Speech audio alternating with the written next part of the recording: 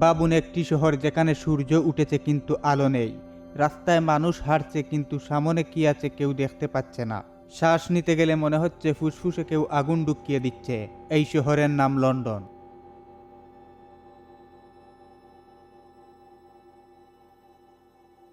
সাল 1952, ডিসেম্বর মাস।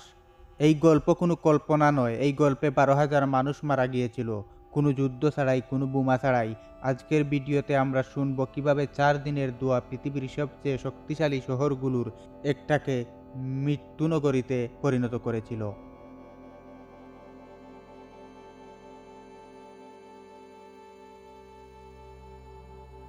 1950 সালের দশকে লন্ডন ছিল শিল্পনগরী। প্রায় প্রতিটি বাড়িতে, প্রতিটি কারখানায় জ্বলত কয়লা। শীত মানেই ঘরে ঘরে কয়লার আগুন। ফ্যাক্টরিতে কালো কয়লা ধোঁয়া, ট্রেনে কয়লার ইঞ্জিন। লন্ডনের মানুষের ধোঁয়ার সাথে অভ্যস্ত ছিল। তারা একে ডাকত মটরশুঁটি সোপের মতো কুয়াশা। কিন্তু তারা জানতো না এবার আসছে এমন এক ধোঁয়া যা আর সাধারণ নয়। 5 ডিসেম্বর সকাল, আকাশ পরিষ্কার।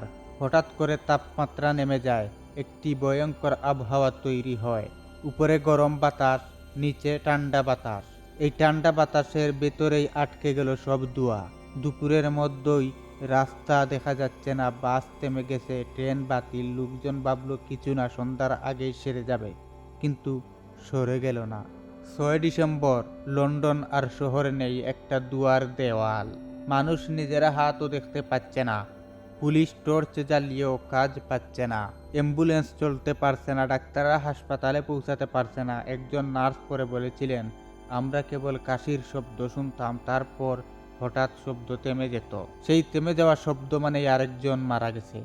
7 ডিসেম্বর, হাসপাতাল ভরে গেছে, বিশেষ করে শিশু, বৃদ্ধ, হাঁপানি রোগী। মানুষ শ্বাস নিতে পারছে না, ফুসফুসে জমে যাচ্ছে। ডাক্তাররা কিছু করতে পারছে না, কারণ এটা কোনো রোগ না, এটা বাতাস।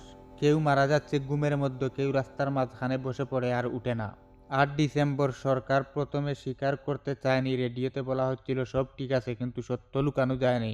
4 দিনে 4,000 মানুষ মারা যায়। পরবর্তী সপ্তাহগুলোতে সংখ্যা গিয়ে দাঁড়ায় 12,000। 1 লক্ষের বেশি মানুষ গুরুতর অসুস্থ হয়। লন্ডন যেন নিঃশব্দে কাঁদছিল।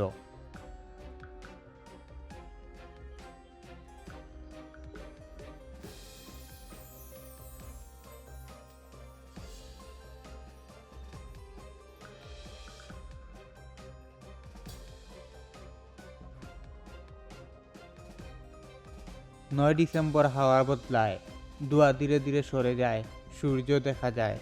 কিন্তু শহর আর আগের মতো নেই। রাস্তায় পড়ে আছে পরিত্যক্ত গাড়ি, বন্ধ দোকান, কালো ছাই। মানুষ বুঝে যায় এই মৃত্যু কোনো দুর্ঘটনা না, এটা মানুষের নিজের তৈরি। এই ঘটনার পর ক্লিন এয়ার অ্যাক্ট 1956 পাস হয়। কয়লার ব্যবহার কমানো হয়, আধুনিক পরিবেশ আইন শুরু হয়। আজকের পরিষ্কার শহরগুলো এই 12,000 মৃত্যুর বিনিময়ে।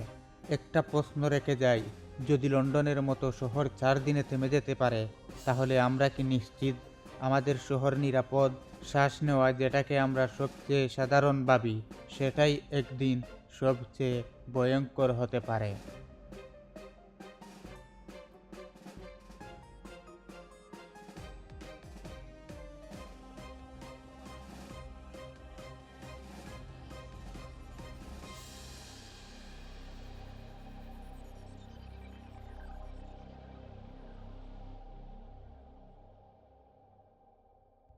দেখা হবে পরের ভিডিওতে। আজকের ভিডিও যদি ভালো লাগে, লাইক দিয়ে কমেন্ট করুন, সাথে থাকুন সার্চলাইটের।